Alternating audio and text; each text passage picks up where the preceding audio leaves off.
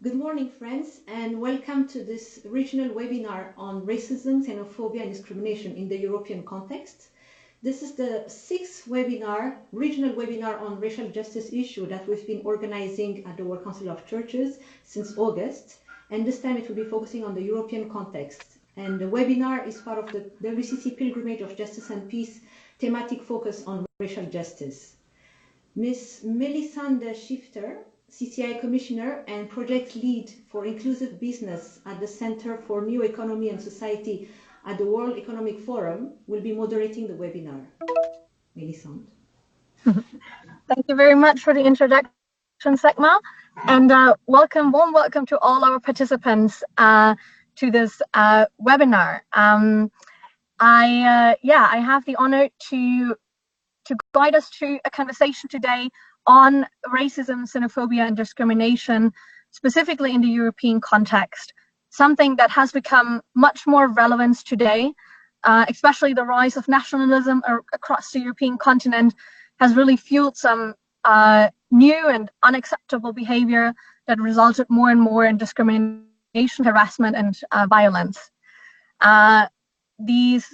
This phenomenon of racism can really be felt from politics to work, to education, society, and even leisure. I think in recent news, many of you might have seen racism that came through in football, maybe most recently between England and Bulgaria. And if you only look at the statistics of football, discrimination and racism has actually increased by 32% in last season, 2018 and 19 there.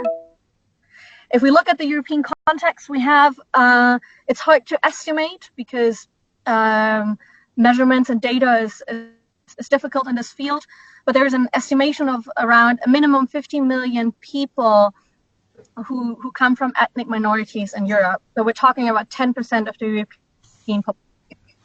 Around 50 million are Afro-Europeans who live in the European bloc, and almost a third of them have experienced racial harassment in the last 5 years. 1 in 20 of people of African descent in Europe have actually been victim of physical attacks. So I think the statistics and the figures show us a tremendous increase in discrimination and violence. We have today 7 distinct speakers that I look very much forward to introducing to you, who will help us understand and examine a little bit the manifestations and expressions of racism in Europe, but also to discuss together how we can actually create the inclusive societies that we want and that Europe at its core stands for. Allow me to introduce you now. We have on the line Reverend Dr. Peter Cruchley, who works for the Council for World Mission and is the Mission Secretary for Mission Development. He specifically leads the project on Legacies of Slavery, and he will tell us a little bit more in the seminar about that. And we'll have a special look at Europe's racial past and how to restore racial justice. Warm welcome, Peter. We also have Dr. Michael McEachran, who is a visiting researcher at the Raoul Wallenberg Institute of Human Rights. He's the co-founder of the European Network of People of African Descent, and his expertise lies very strongly in Afrophobia and anti-Black racism in Europe. Good morning. Good morning, Michael.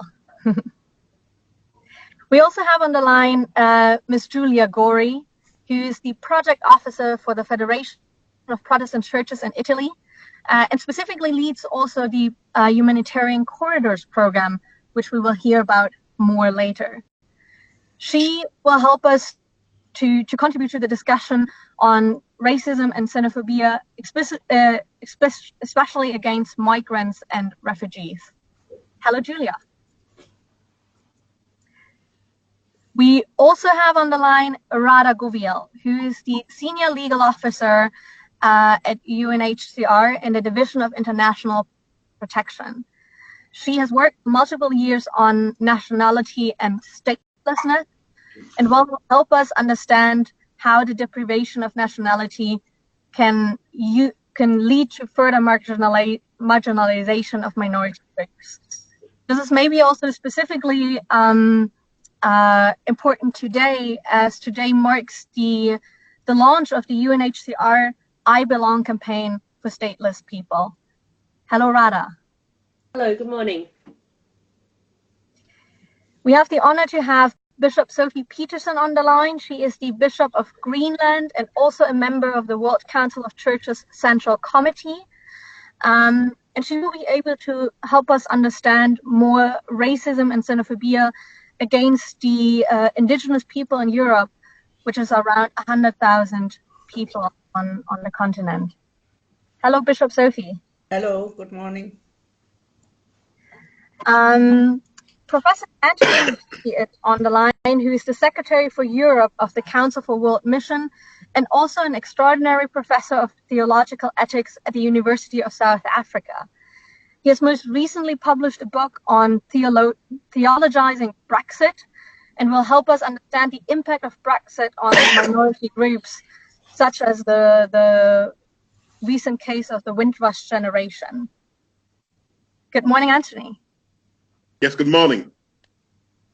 And last but not least, our dear General Secretary of the World Council of Churches, Reverend Dr. Olav Fykse Tveit, who will help us understand the focus of racial justice in the work stream of the World Council of Churches, will help us link us back to the work that has been done by the ecumenical world at large, and welcoming you to the seminar too, Olav. Hello. Thank you. Well, I'm very honored and excited to have all of you in the seminar. I think representing a very diverse group of speakers with different expertise. I think before we go into any further discussion, I would like to almost look back to our past first on the European continent and really addressing the origins of European racism. European history of racism is not always as widely addressed as it should be. Looking at the past and the dark history of colonialism, and so I would like to take this moment to really acknowledge that dark history and understanding what the impact and legacy of slavery, of the transatlantic slave trade, of colonialism, and white racial dominance has been on the continent. I'd like to first turn to Peter with this, with your specific focus on the Legacies of Slavery project of the CWM. Peter, can you tell us a little bit more about the project and how you see the origins of European racism? Sure, thank you, Melisande. So both Anthony and I work for a mission organization that began in 1795. So we only reach back to the kind of Enlightenment era of European history. I think we need to acknowledge initially, especially that the deeper roots go much further, the doctrine of discovery and how Catholic and kind of rivaling Protestant colonizing desires shape that, and especially how the transatlantic slave trade emerges.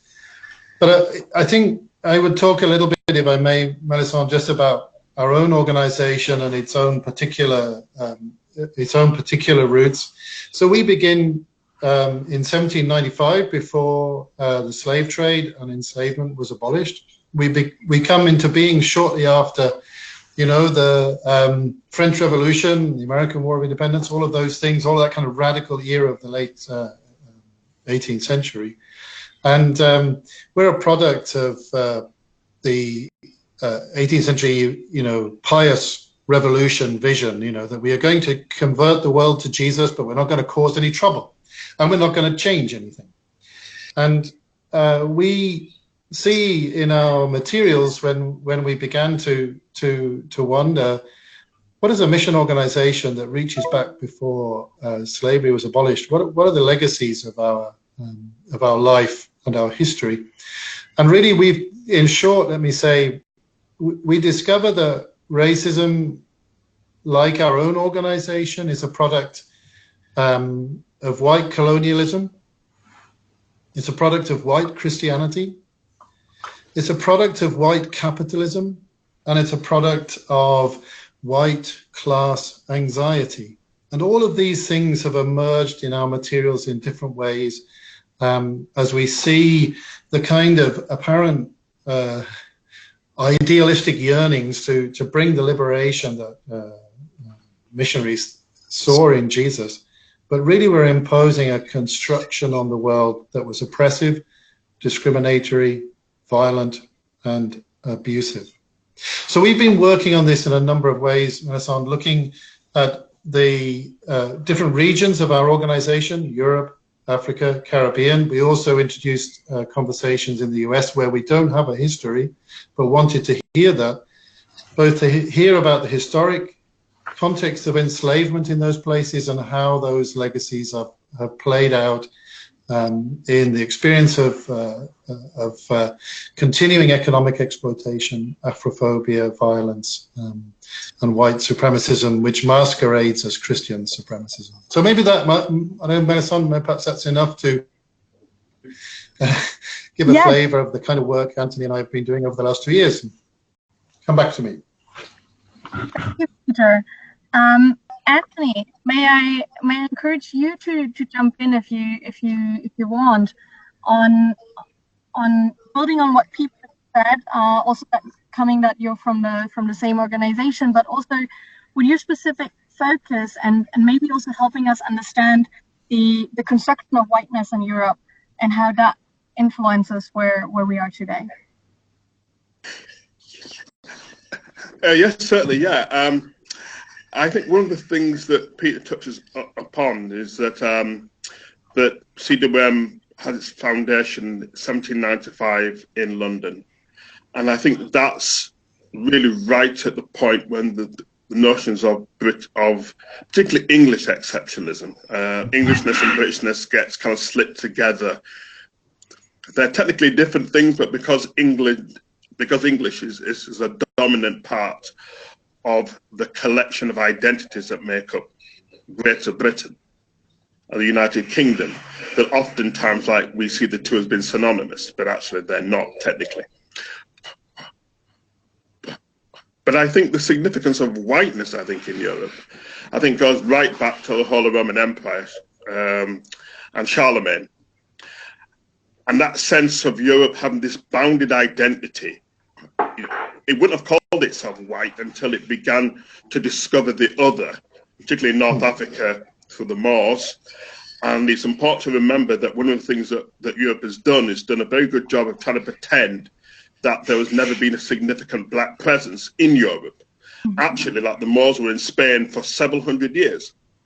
But now, actually, that's largely been exercised from our sort of collective history. And therefore, what has been created has been a way of using a subliminal notion of whiteness as a way of creating a collective identity of Europe as effectively being a de facto white construct that defines itself against the other. And the other is those that are simply perceived in social, political and religious terms as being different and therefore not belonging to this central construct. And I often say to people, actually, one of the easiest ways of seeing that is the way in which Turkey, for example, has been a very interesting case study in terms of the reluctance to admit it to the European Union. And the reluctance comes down is because it does not fit the template. It does not fit what Europe imagines itself to be. So you have this weird construction that a nation that's on the border straddles Europe, can't join, and yet somewhere like Israel that's in the Middle East somehow is considered to be somehow kind of Europe. And that disjunction, I think, is to do with whiteness. And it's all the more powerful because it's never articulated as such. It's We use other synonyms for it. So, for example, one of the synonyms we use is Christian. We therefore presuppose that Christianity is white. Well, of course it's not. Its origins are in North Africa. Its origins, just the first 3 centuries, are very much a Coptic North African expression. So most of the doctrines that we have actually come out of North Africa. They're not European constructions. But what has happened is that when you have the conflation of empire, colonialism, missionary Christianity, of which CWM, we are culpable like many others, but we're trying to deconstruct that. And then embedded in that is whiteness. What you then have is a construct that is very clear about who belongs and who doesn't. Thank you very much, Anthony. I'm thinking, Bishop Sophie, would you like to jump in here to help us understand a little bit more also the history of indigenous people on the European context as we're looking back at origins? Yes. I live in Greenland, but now I'm in Copenhagen, and I don't know if you know this history of the connection between Denmark and Greenland. Greenland is a part of the Danish kingdom, and Greenland has been a colony until 1953. And at that time, we were told that we were an equal part of the Danish kingdom, but in many ways, and many of us feel that we are not equal to the Danish people. And we feel it when we come to Denmark, and even in Greenland, we still have a lot of Danish workers, and in the administration and the legacy and laws are made of Danish people with the way of thinking, European way of thinking. And of course, Greenland is so far away from Denmark, so it's another way of thinking, and we feel it every day. And of course, we can say we can't accept what's going on, and a lot of many of the laws who are made they changed it because they are made of out of the Danish way of thinking. So we feel it even if we are not a colony anymore. We can feel it every day. And about there's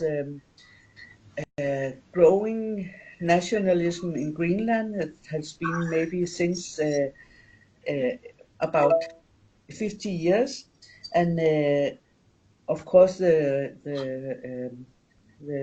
lot of people are not a lot, but people are talking about that the Christianity kill our culture. At that time in 1721, it was not able to use the drum, and the use of the drum dance is growing up in Greenland, and it's the independent people want to be independent, and of course the politicians used it very much as populism.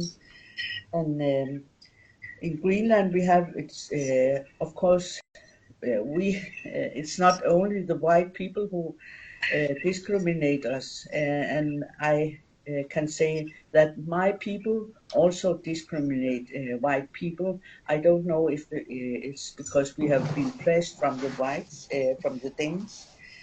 So some people are talking about to pay back. It's not good, but it's maybe when you have been pressed, you want to tell other ones to have it like this. And when we come to Denmark or to Europe, I feel the in the beginning, first time when I came to Denmark back in '62, it was exciting to meet black people or colored people. But now, and during my time in the university, I feel the discrimination more and more, and I can feel it today because, of course, of the refugees and the guest workers. They used to call them back in the '70s, but now in Denmark they don't call them guest workers. Now they are strangers, and because of the problems with refugees, this problems or the way of looking at the colored people, it's became more and more worse here in Denmark too, and but still, and I can tell you that, for example, my people are told to be like many people as who has been colonized. I feel many times some of the guest workers, Turkish people, when you say see I'm from Greenland, they ask me, are you from Greenland? And I said, yes, I am. Why are you not drunken? That inside between the people in Denmark, we have this colored people, we have this discrimination.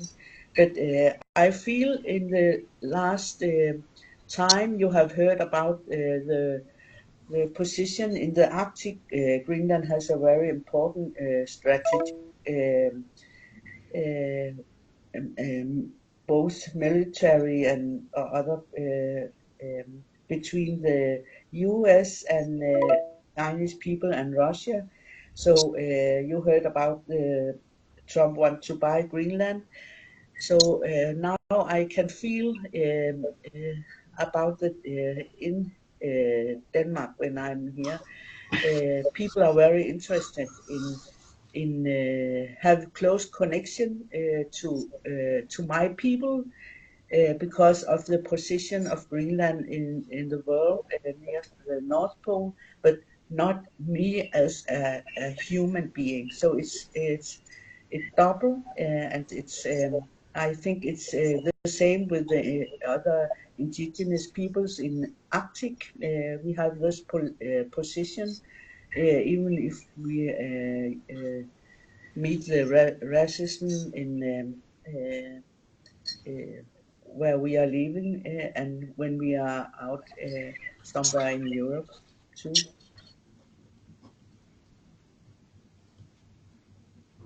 Yes.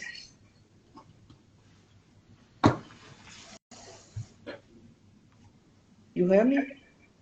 Yes, I hear you now again. Now again? You haven't heard me? You were gone for 3 seconds, at least on my end, but you're back now.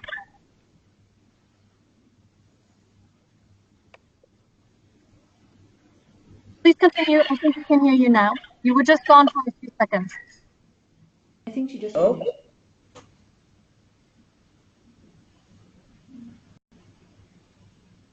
Can you still hear us, Bishop? Yes, I hear you, but you can't hear me, or what? No. We hear you now. Yeah.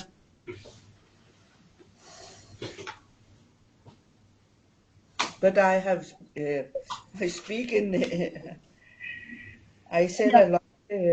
You don't hear No. my voice?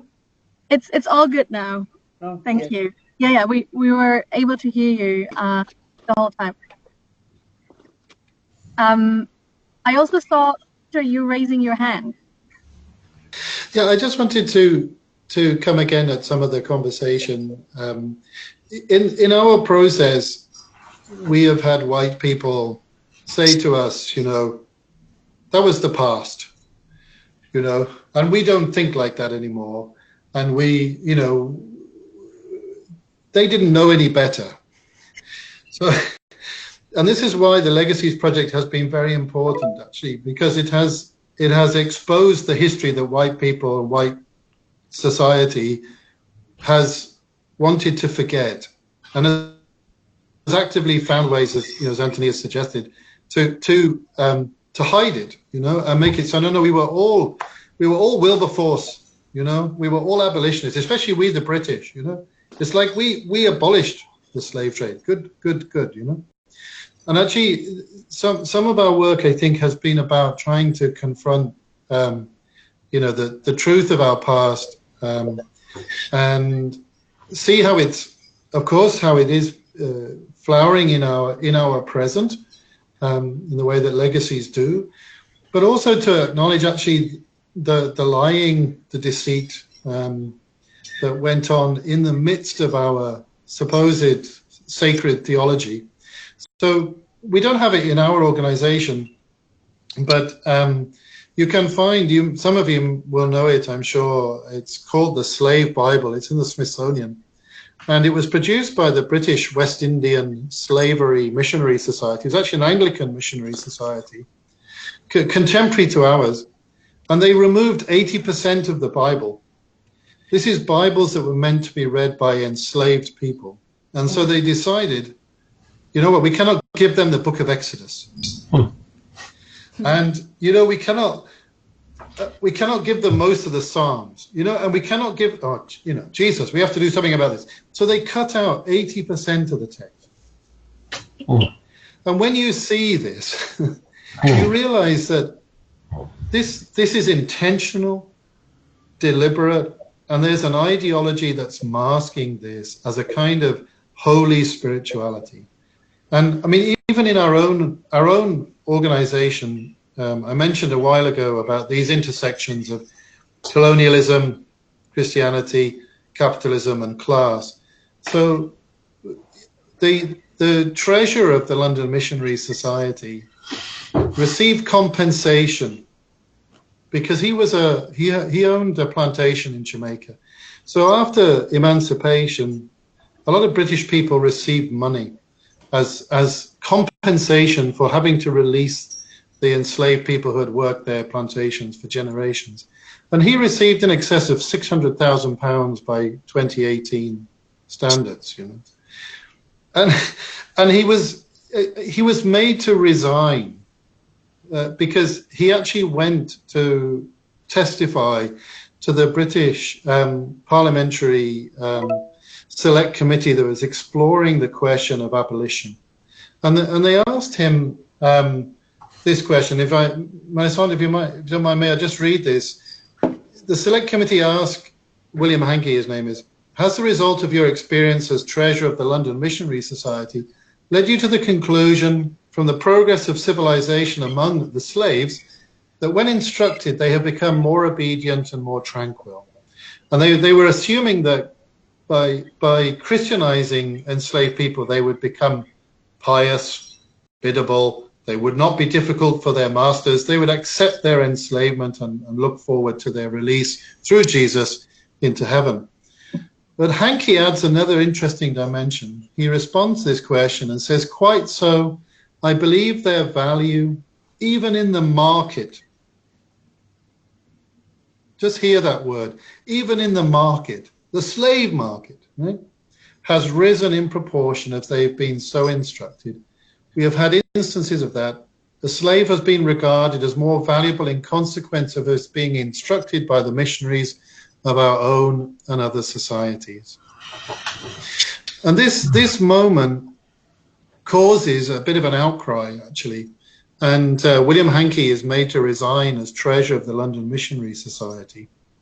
But actually, if you look at our archive, you discover that he continued until his death as a director of the London Missionary Society, and he was the banker of the London Missionary Society.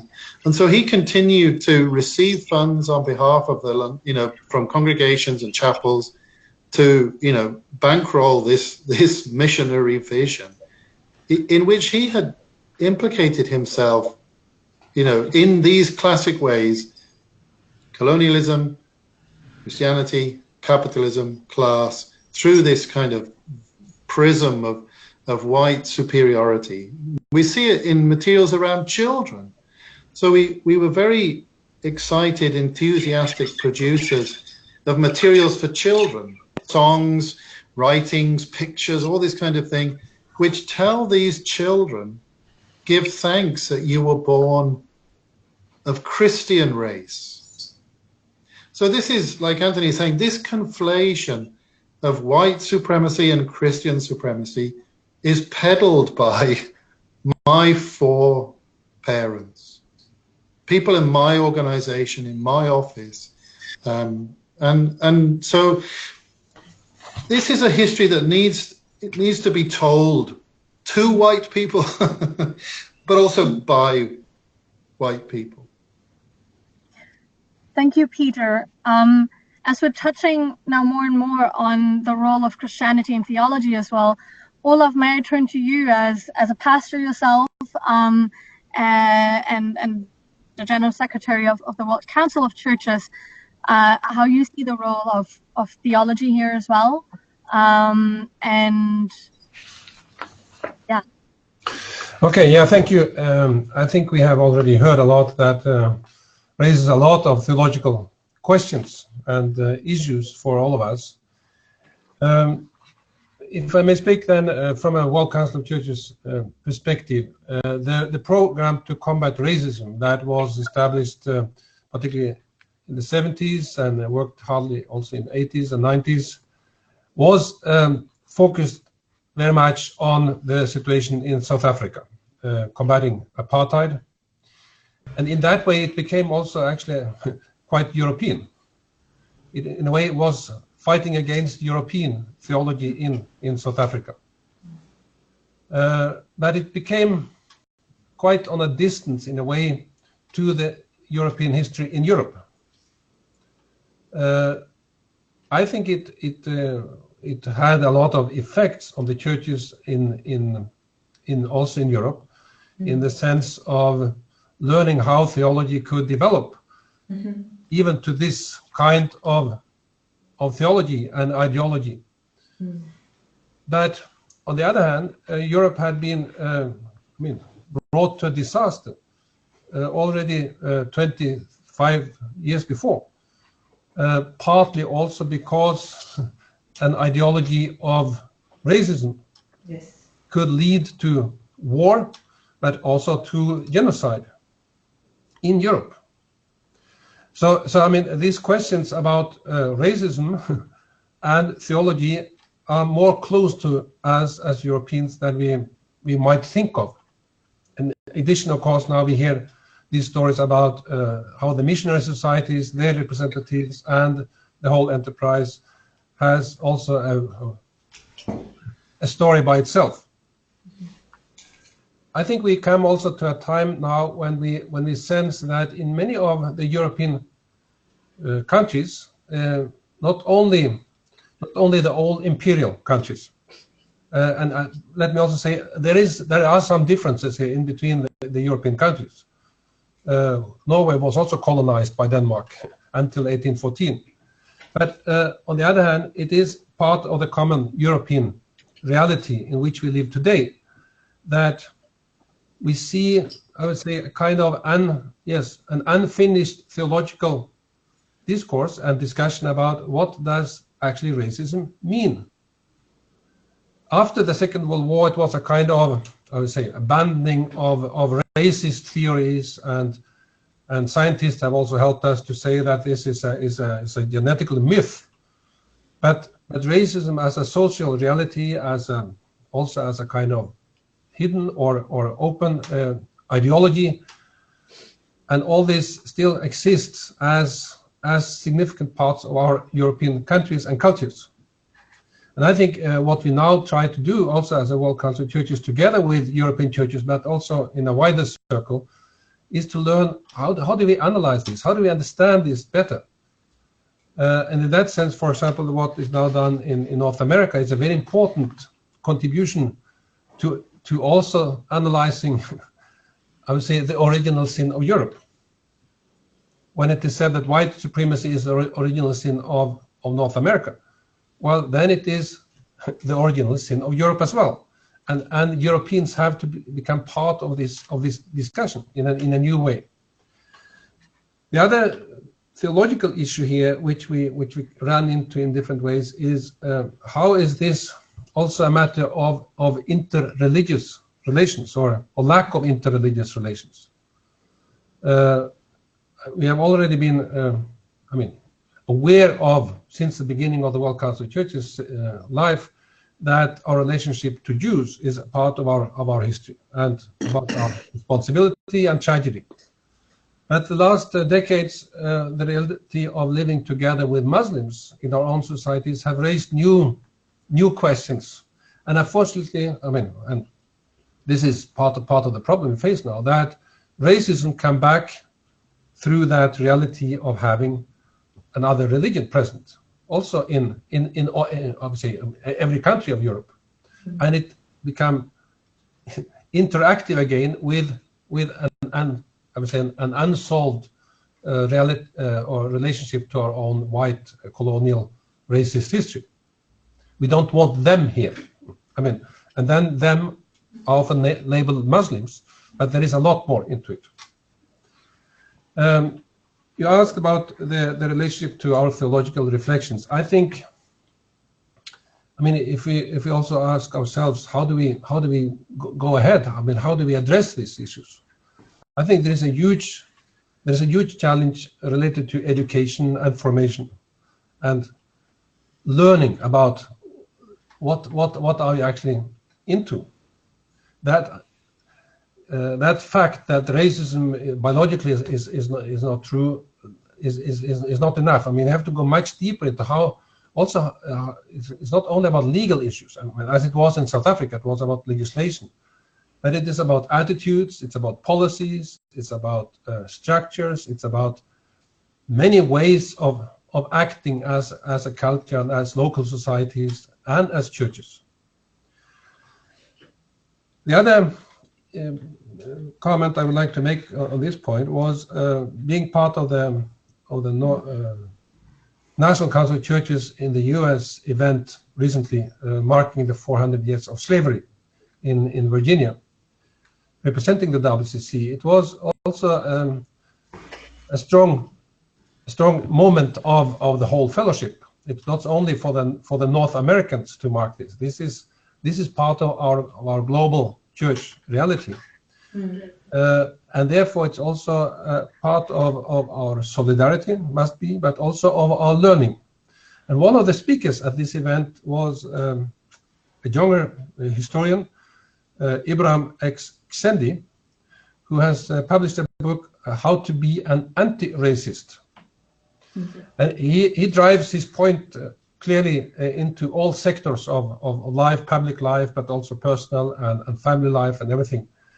And he makes a very important and a very clear point, saying that the opposite of being a racist is not to be not racist, or to claim that I'm not a racist. As it says, even the President of the United States claims that he has no racist bone in his body. But the issue is, are you an anti-racist? Are you proactively being aware and addressing this issue in all dimensions of our lives, and therefore also all our dimensions of our lives as churches? And I think this is the question we now have to raise ourselves. How do we address it? Not by blaming you and me, in a way that we say, no, I'm not a racist, because that doesn't bring us further. We have to go much deeper into these issues, also theologically. That's my point. And therefore we hope that we can develop together a new program to combat racism that brings us into this reality of today in Europe, but also globally. Thank you, Olav. I think you said some quite interesting things here, and maybe coming a little bit away from the past here. There is a real question: how can we talk about race? Maybe also about race with white people, as you said.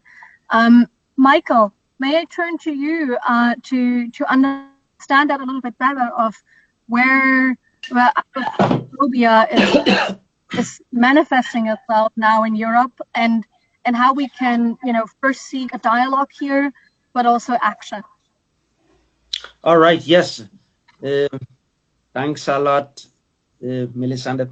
So yes, good morning, everyone.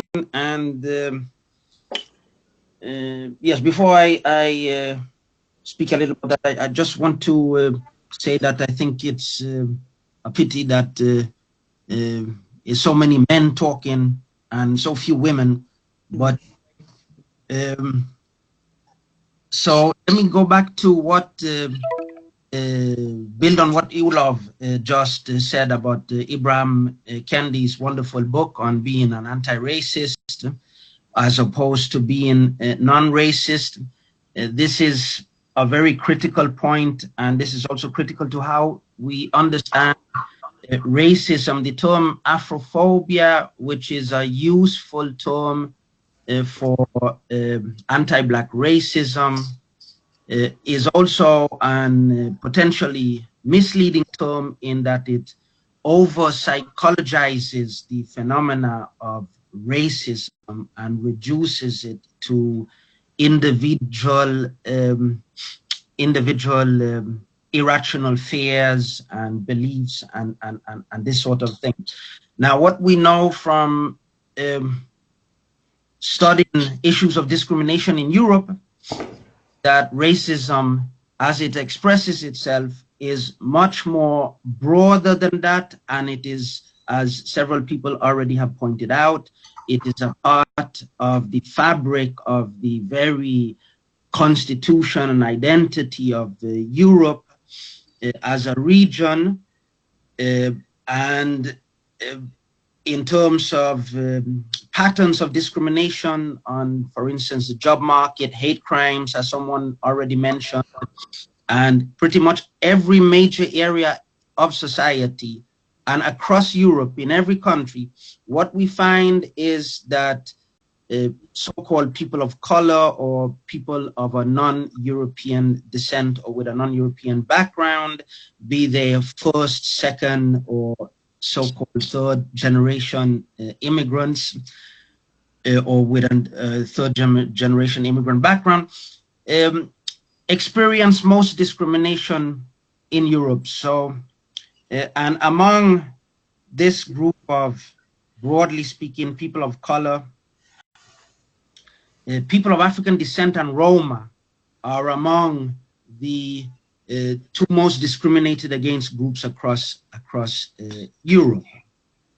And when it comes to hate crimes, for instance, people of African descent are most subjected to hate crimes, especially violent hate crimes of a public nature.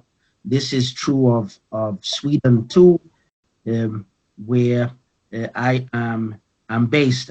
And one thing that has also been touched on, but I think it's important to emphasize, and this is something that several of you already touched on, is that this, these patterns or these structures, if you will, they are of course not accidental. They are products of history, and this history, this European history, harks back to European colonialism and imperialism, where of course white supremacy was at the center of the project, and how European states constructed themselves in opposition to those they colonized and enslaved and pillaged and so forth. And the central to, of course, to the construction being that white Europeans had more innate dignity or worth.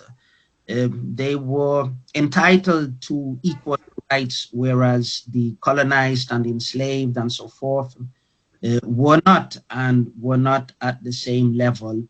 And so this sort of human hierarchy was very much established by European colonialism and imperialism. And I think it is the legacies of this that we are grappling with in Europe today, and the structures that are manifest are an expression of this history largely.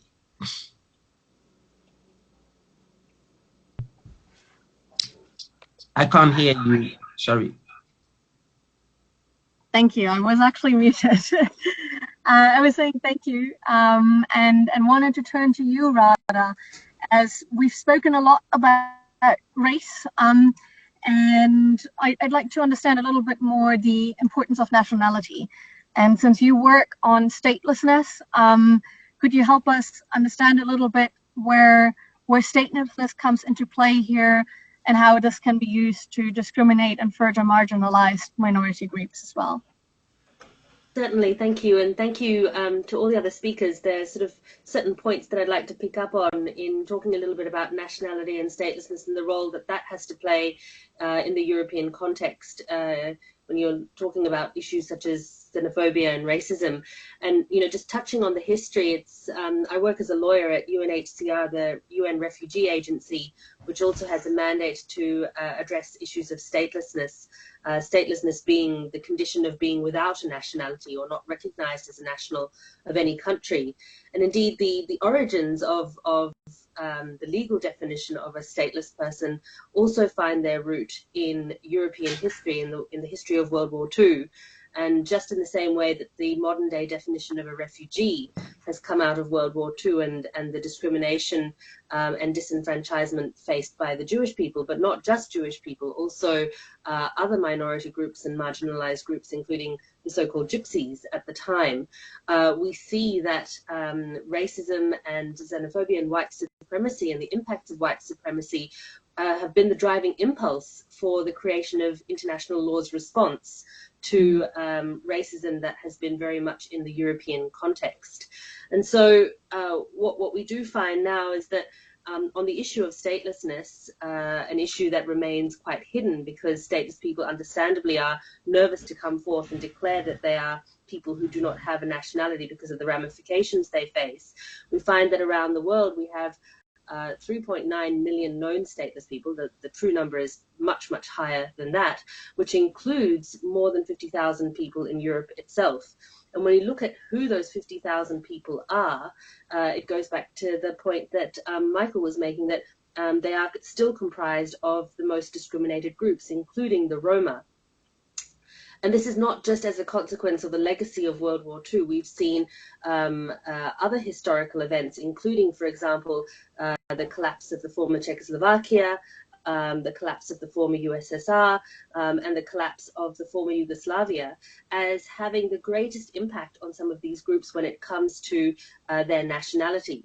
And nationality as a concept can be quite amorphous, and someone has said that in some ways it can be seen as the right to have rights, and it's often the precursor. The deprivation of nationality can be the precursor for the annihilation of many other basic rights, which is indeed what we saw what happened to the Jews. They were denationalized to begin with. They were no longer German citizens, and that paved the way for the erosion of many of their subsequent rights. And we see that happen today throughout Europe as well. And touching again on the Roma, I've met Roma communities in different countries, and the cause of their statelessness has been the separation, because of their homogeneity or perceived homogeneity with the rest of society. These groups that have been historically discriminated against, including because of color, including because of their religion, continue to bear the brunt of policies to denationalize. So you find, for example, in countries like the former Yugoslav Republic of Macedonia, which I think has actually recently changed its name to North Macedonia, you find that the Roma are disproportionately the ones who cannot access something as basic as a birth certificate. And the reason they can't access a birth certificate is because their parents don't have any documentation, because they left the documentation, or they never had the documentation from the countries that they once came from, which were part of a bigger conglomerate of countries like the former Yugoslavia. And because they don't have their documentation, the law is set up in a way to say that if you don't have documentation, you can't prove who you are, and you can't prove that you're married to each other, your child can't have a birth certificate. And so the cycle continues.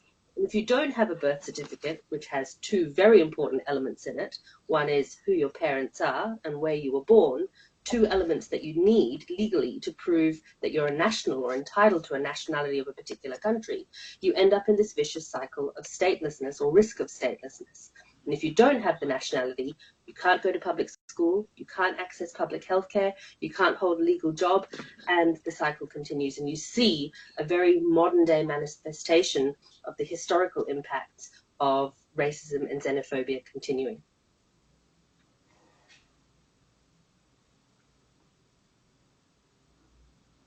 Thank you very much, Radha. Super insightful, and thank you for drawing that picture there. Julia, if I may turn to you, because I think there are some linkages of what Radha just said and the work that you focus on for refugees and migrants as well.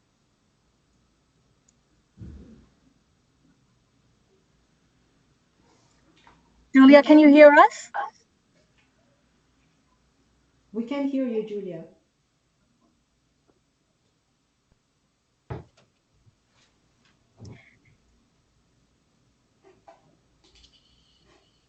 Maybe while we're waiting for you to reconnect,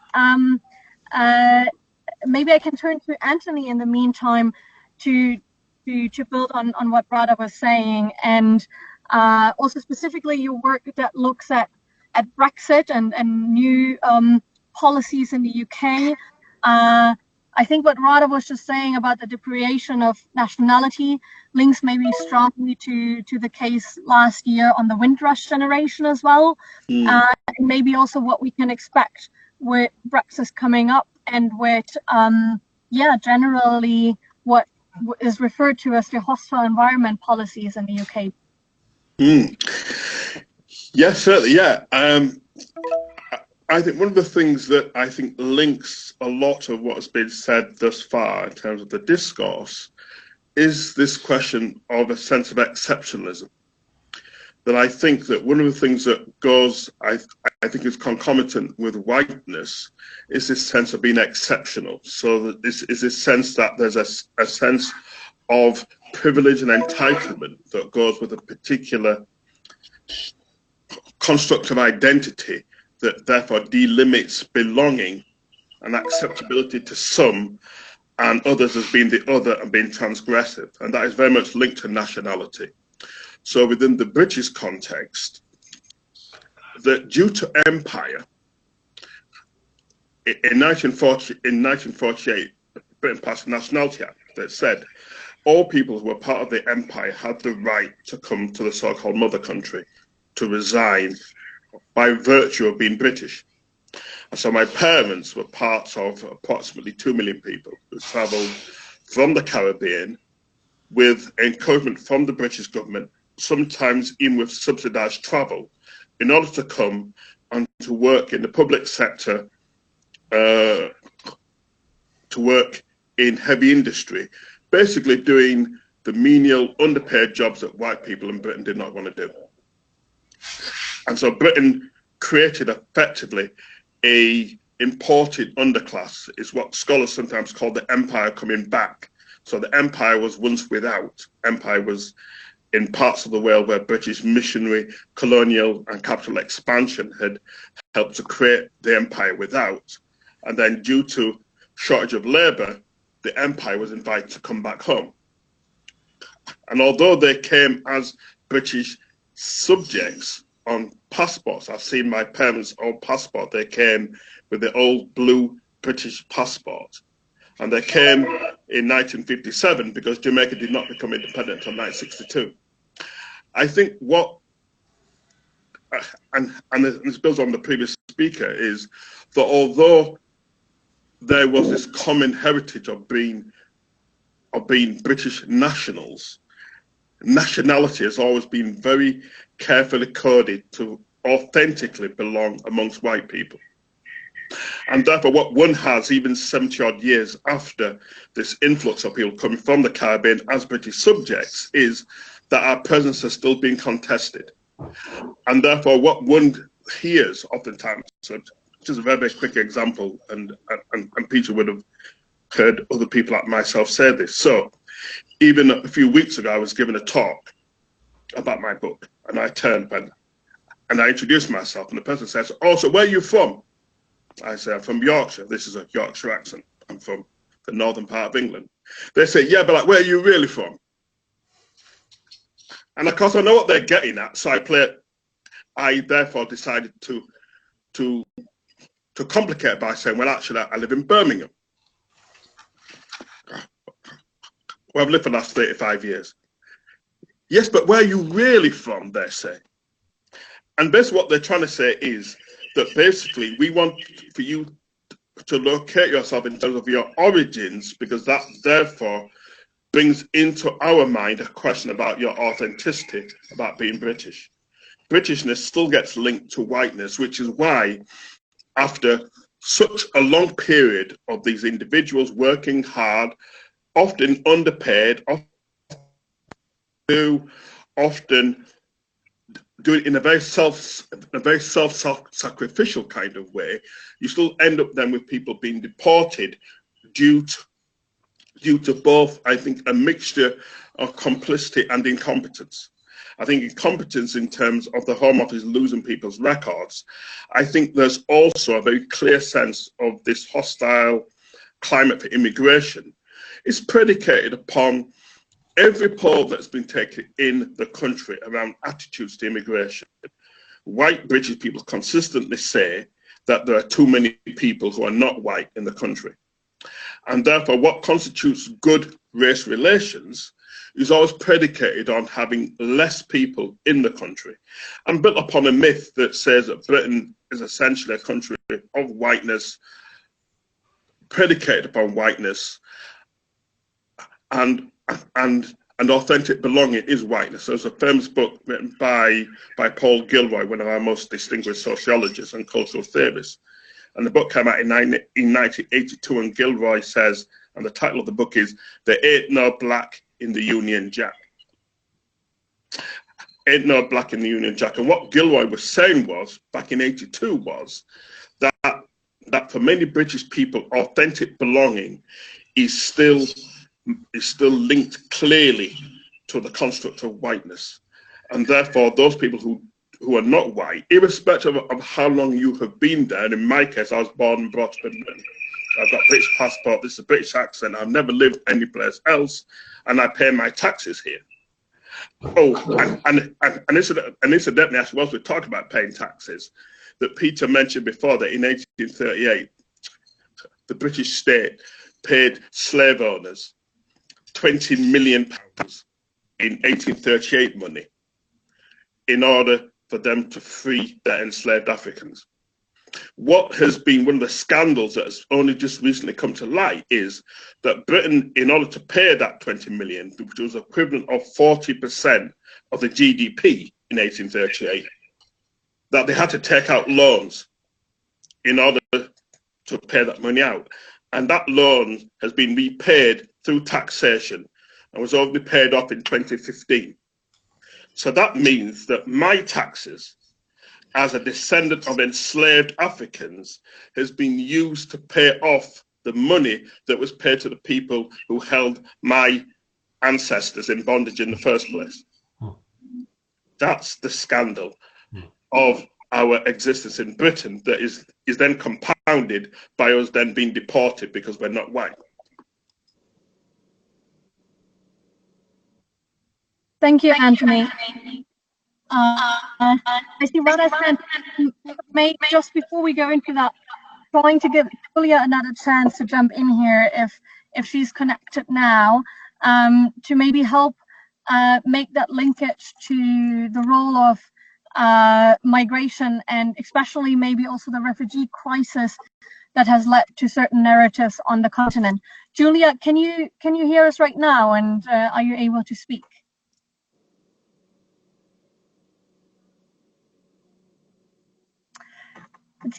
very unfortunate. I have a feeling that Julia can probably hear us on her end, but we don't seem to be able to hear her.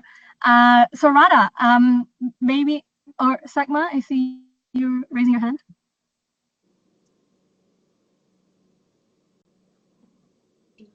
Actually, I cannot hear you, Sakma, neither.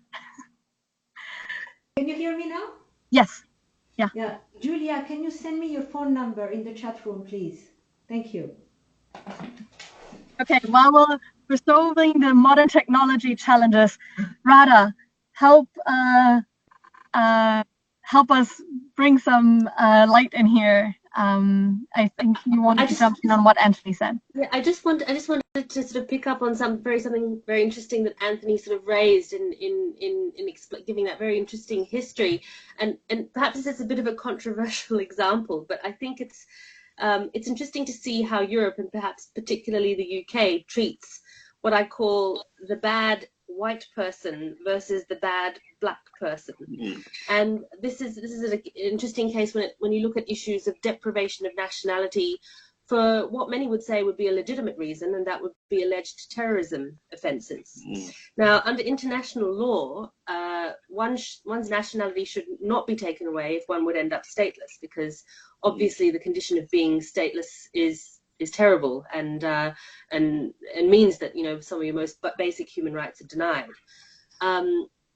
The circumstances in which nationality can be taken away is if you have another nationality, so you wouldn't end up stateless. And what we've noticed happen in the UK, which is one of the countries in Europe that has got laws that relate to deprivation of nationality, that does sort of try to do so within the realms of international law, is that what you find is that those who are convicted of terrorism offences, if they are British and white, tend not to have their British nationality taken away because they typically don't have another nationality.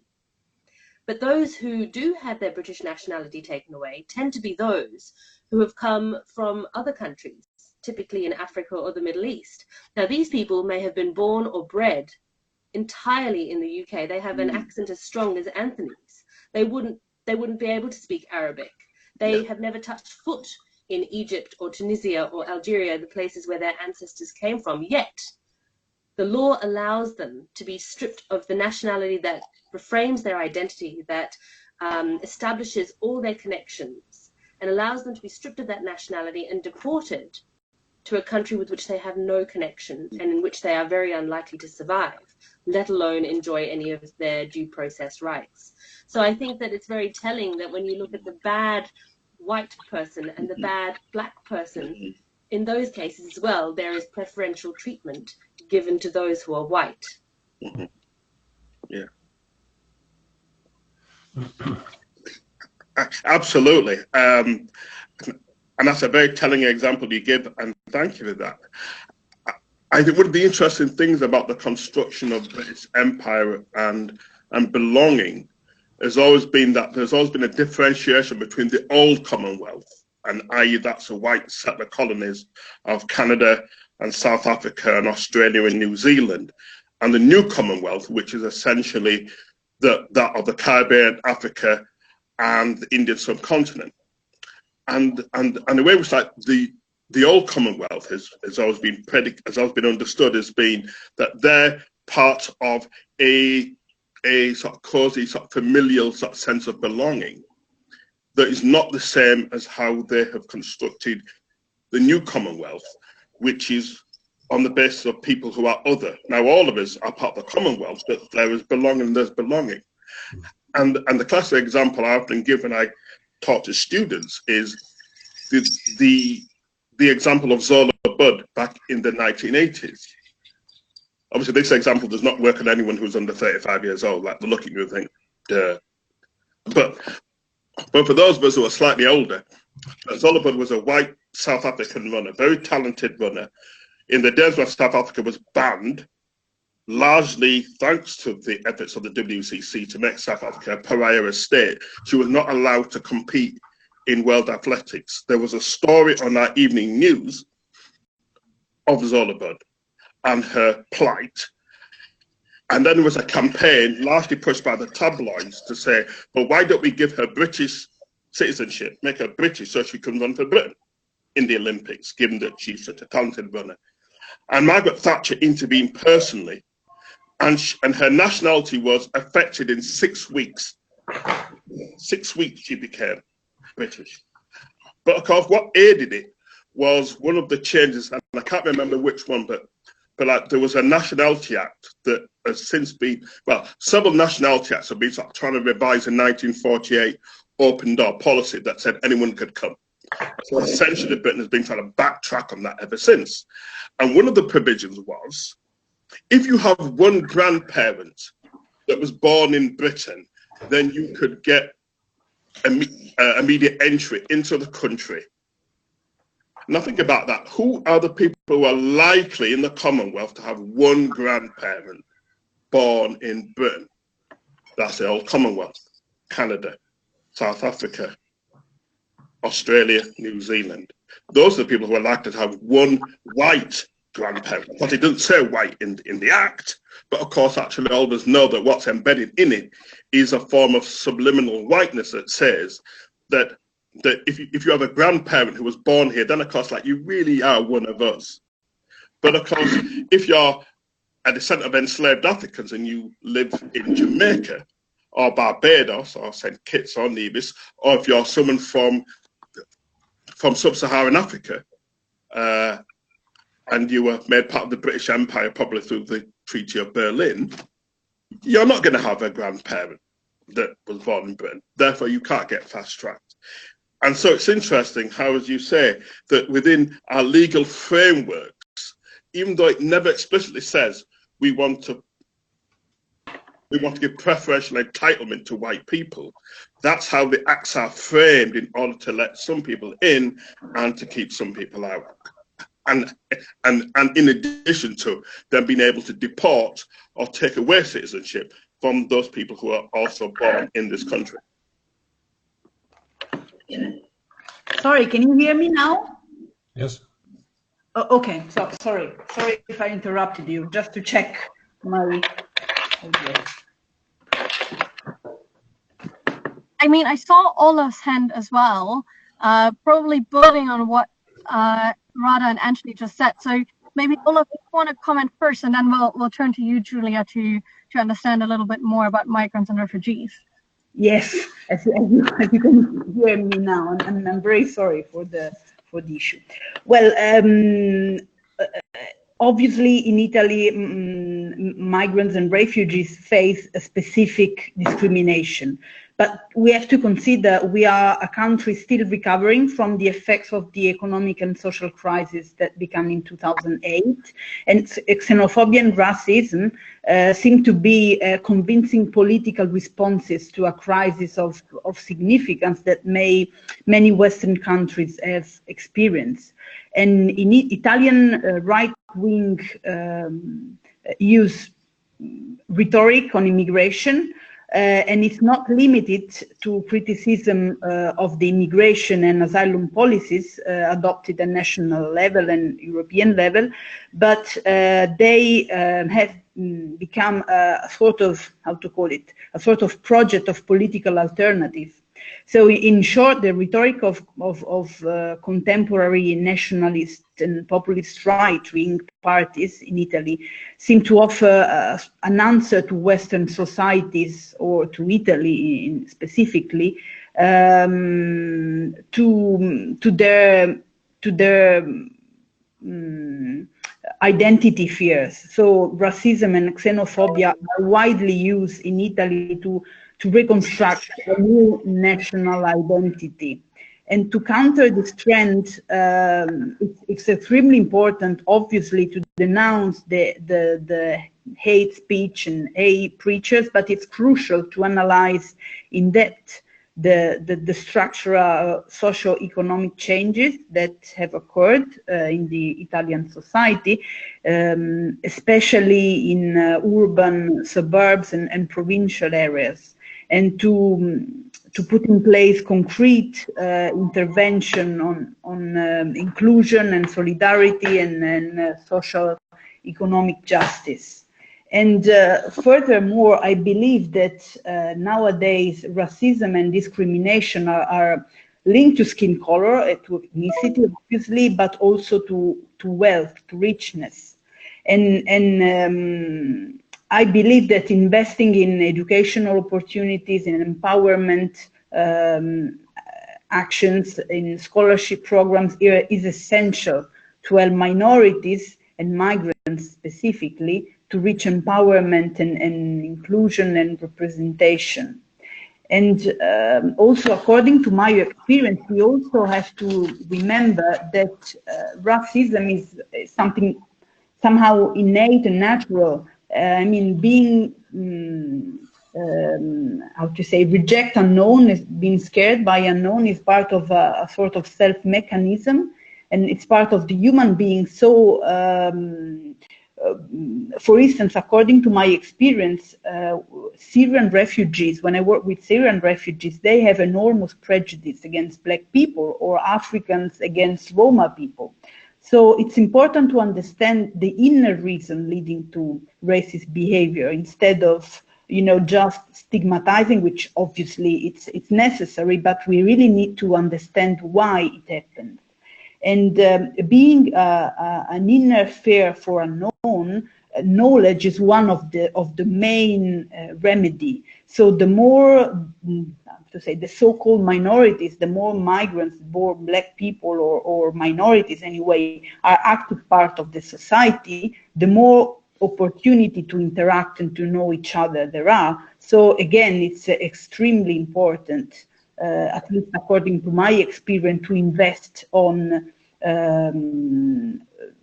schooling, empowerment programs, inclusion. So that's my, I mean, experience working with migrants, with refugees. Thank you, Julia, and thank you for raising these issues.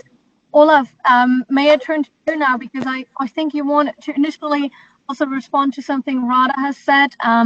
Maybe now even some more comments that have been made.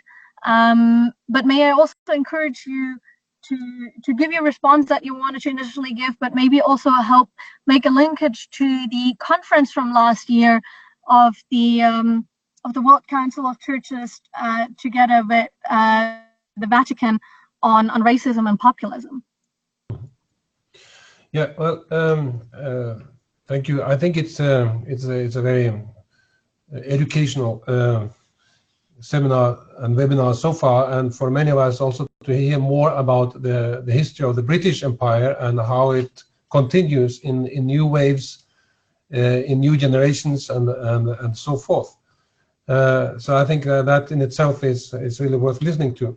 But my point was also to say that even if there are many countries in Europe that don't belong historically to these empires in that way, we now see that in many of these countries the borders are closed for people of other origins, and particularly when it's, as I said, when it's also connected to religion, like we see in Central and Eastern Europe.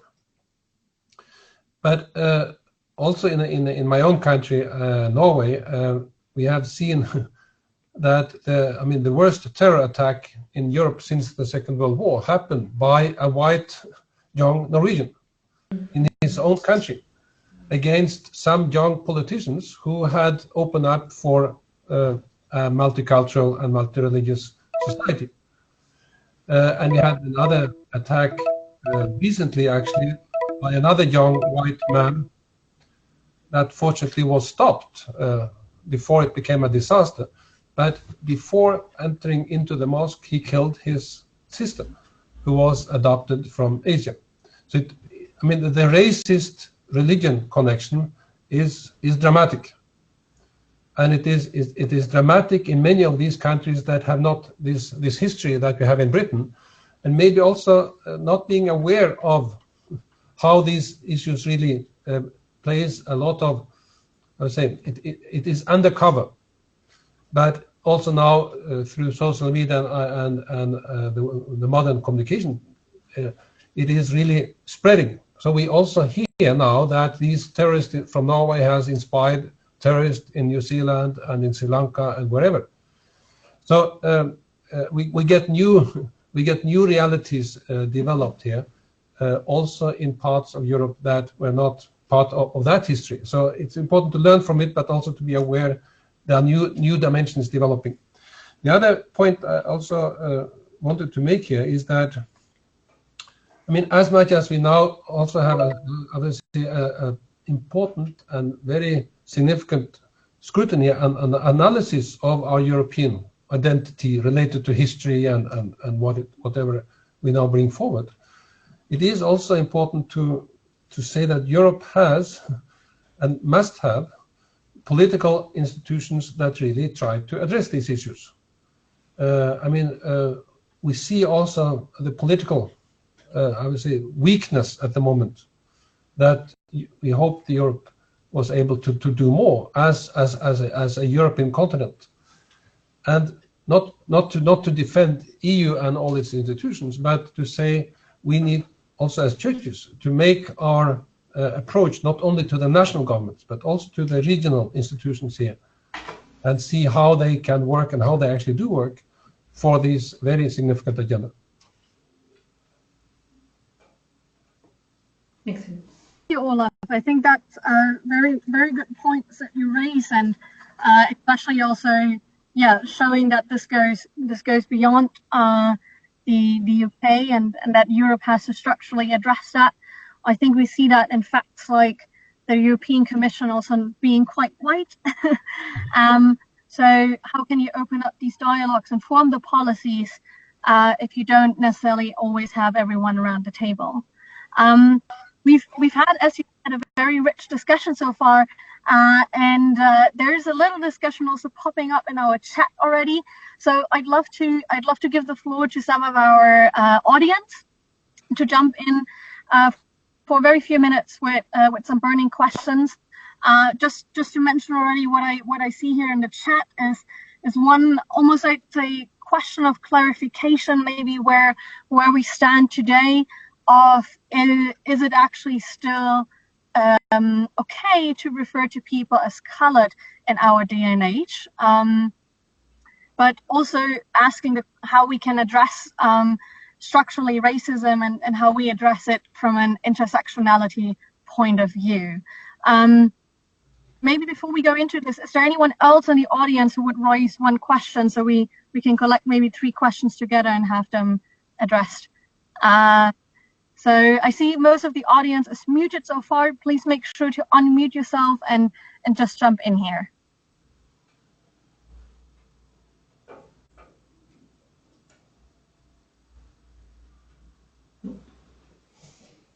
Okay, so maybe if there's no question so far from the audience, does any one of the speakers maybe want to answer to the question of the chat of the question of the right notion when it comes to color and the intersectionality? Anthony, can you help us? I guess so, yeah. I mean, language is always contextual, and language is fluid. Yes. And therefore, in saying that, it's I think it's important to realise the fact that over periods of time, words that were once acceptable become less so in some contexts. Certainly in the UK, we would not call someone coloured. Although increasingly, because of the influence of America, we do talk about people of colour. So people of colour rather than coloured. I think even using the word of colour is still slightly problematic because it presupposes that white people don't have a colour. And actually, all of us have colour, if we're going to use those terms. I tend to avoid the use of that particular term myself, although I know that if I was in South Africa, I would be talking with friends and colleagues who would still call themselves coloured or so-called coloured. So I think it's complex because it is very much about context and about historicity in terms of how words are developed. In terms of intersectionality, I think what we increasingly need is coalition building. I think one of the ways in which white supremacy often works is by the classic divide and rule. And so you end up at its worst with different groups who are being marginalised and have experienced racism, then arguing with each other over who's the most oppressed and who's has the most authenticity in using the term in experiencing racism. I think that's a zero-sum game. I think what we need to say is that there are similarities in terms of how power operates and how systemic ways of operating will offer kind of normativity for some particular group, particularly white, heterosexual males with power, and then how others are indeed othered.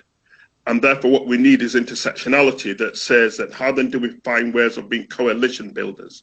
So we share our varied perspectives, not that they're the same, but they are analogous. There are things that we have in common in terms of being marginalized, and how then do we work together to decenter whiteness and its framing as that which is acceptable and preferable and as superior to other forms of identity construction. Thank you, Anthony. If I may build on the first question again, and thank you for sharing your point of view here, and also mentioning that it's contextual. What is the wording and the notions, the language that you use in the European context and find most appropriate and inclusive here, if you try to avoid color? Right, okay. I will sometimes talk about being people who are minority ethnic. That's not perfect either, although using that term, I think the stress is upon the sense of being a minority, because all of us are ethnic. If we're not careful, ethnic becomes a synonym for all the people who are not white. White people are still ethnic. And therefore, I sometimes use the term minority ethnic. Thank you for that. Are there any other questions from the audience in the meantime? May I add a comment to this? Yeah. No, actually, I forgot to say something about this very significant ecumenical conference we had in Rome on the theme Xenophobia, racism, and populism. And my point here is also to say that while there is, it is very important to see this intersectionality between these dimensions of our life today, but also to say that it is really a task for the church and the churches to say also to white people that you have another identity before you are white. You are human and you are Christian. You are belonging to a global reality of humanity that also make you ethnic in your own sense, and therefore not necessarily only the others are the other, but you're also an other. And I think that there is a deep theological issue here that we need to deal with, but also it has to do with our language, I should say, but also really also to address not only the minorities, but the majorities and their way of acting and speaking and thinking. It is a huge challenge for the churches in Europe today. Yeah, absolutely. Thank you, Olav. Those are already very important, most final words I want to say as we're coming to a close of the webinar. I'd like to have each speaker still say kind of their closing wisdom, and I kind of almost jokingly, but maybe also not, asked if you can put your last comment into a tweetable message. As we're using a webinar and technology, let's stay here with how would you close your statement on social media. You may or may not know that a tweetable message does not or should not extend 160 characters. So let's have a rapid fire round of what you want to leave the audience with. Yeah, Radha, do you maybe want to go first? Oh goodness, put on the spot. I'm not sure if this will be under the requisite number of characters, but I think in line with our I Belong campaign to end statelessness, which marks its 5th anniversary today, has another 5 years to go before we try to eradicate statelessness as a really problematic issue. I think I would just simply say end statelessness now. Everyone has the right to belong. Yes. Thank you, Radha. Peter, can you give us a very quick elevator pitch of your message. Okay, I think so. Churches need to be like Zacchaeus. We need to be creating reparation, and through tax justice, changing our economic system and stop rewarding white privilege. Thanks, Julia. Can we try to see if we can hear you still? Yes, I would say that discrimination is often closely linked to exclusion, and in many cases, these two processes fuel each other. So effective social policies need to be in place to foster empowerment and self-representation of marginalized groups. Thank you. Michael, what is your final word in a tweet? Oh, yes, thank you. So, yes, I think there's already been a lot of great, some great initiatives have already been made from some churches actually to both apologize and offer some forms of reparations. I think we all need to do what we can to raise awareness on these issues, but also to take steps towards concrete forms of repair and transformation of the structures of domination and oppression. Thank you. Excellent. Thank you. Bishop Sophie, Yes. how would you want to put your last departing wisdom into words? I want to quote a Greenlandic rock band who says, "Breaking down the walls that are between us, we lift our hands up to the sky. We are believers in the courage in the end."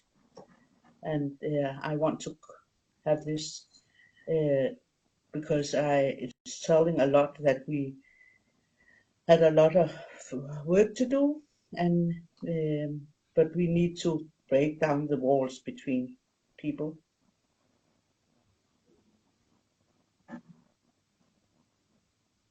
Excellent. You hear me? Yes. Melissa? Yes. Yes. Okay. Anthony.